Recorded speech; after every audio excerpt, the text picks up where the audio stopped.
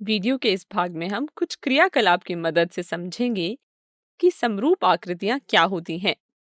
क्या आपको याद है कक्षा 9 में हमने सर्वांगसम आकृतियों के बारे में पढ़ा था, जहां हमने देखा था कि समान त्रिज्या वाले सभी वृत्त सर्वांगसम होते हैं, समान लंबाई की भुजा वाले सभी वर्ग सर्वांगसम होते हैं तथा समान लंबाई की भुजा वाले सभी समबाहु त्रिभुज भी सर्वांगसम होते हैं।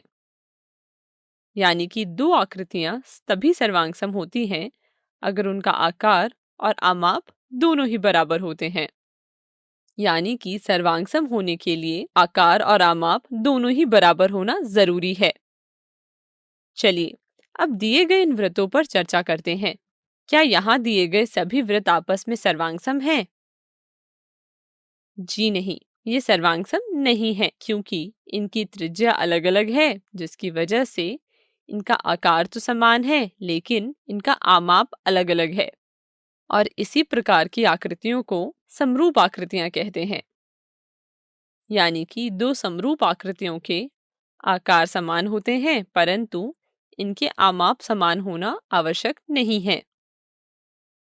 और यहाँ पर ये चिन्ह दो आकृतियों के बीच समरूपता को दर्शाता है। तो अब यह सोचकर बताइए कि क्या सभी वर्ग और सभी समबाहु त्रिभुज समरूप होते हैं? जी हाँ, सभी वर्ग समरूप होते हैं क्योंकि उनका आकार समान होता है। इसी प्रकार सभी समबाहु त्रिभुज भी समरूप होते हैं क्योंकि उनका भी आकार समान होता है। तो अब आप समझ चुके होंगे कि समरूप आकृतियां क्या होती हैं। तो क्या ये कहना उचित है कि सभी सर्वांगसम आकृतियां समरूप होती हैं? जी हाँ, क्योंकि सर्वांगसम आकृतियों का आकार समान होता है, इसलिए हम कह सकते हैं कि सर्वांगसम आकृतियां समरूप होती हैं। लेकिन यह नहीं कहा जा सकता कि सभी समरूप आकृतियां सर्वांगसम होती हैं। लेकिन ऐसा क्यों है? क्योंकि सर्वांग समता के लिए उनका आमाप भी बराबर होना जरूरी है। इसे याद कर लीजिए कि हर सर्वांगसम आकृति समरूप होती है, लेकिन हर समरूप आकृतियां सर्वांगसम नहीं होती हैं। चलिए अब एक प्रश्न का उत्तर दीजिए। समय समाप्त। चलिए इसका जवाब देखते हैं। पहला वाला ऑप्शन सत्य होगा, दूसरा असत्य होगा, तीसरा सत्य और चौथा असत्य होगा। अब कुछ अन्य चित्रों की बात करते हैं। यहाँ हमें दो चतुर्भुज PQRS और ABCD दिया गया है। क्या ये समरूप है? इन्हें देख के तो लगता है कि आकृतियां समरूप है, लेकिन हम निश्चित रूप से कुछ नहीं कह सकते हैं। इसलिए यह आवश्यक हो जाता है कि हम आकृतियों की समरूपता के लिए कोई परिभाषा दें और उस पर आधारित कुछ नियम ज्ञात करें। इसके लिए इन आकृतियों को देखें। इसे देखकर आप तुरंत कहेंगे कि ये तो ताजमहल की फोटो है। बस इन तीनों का साइज मतलब आमाप अलग अलग है।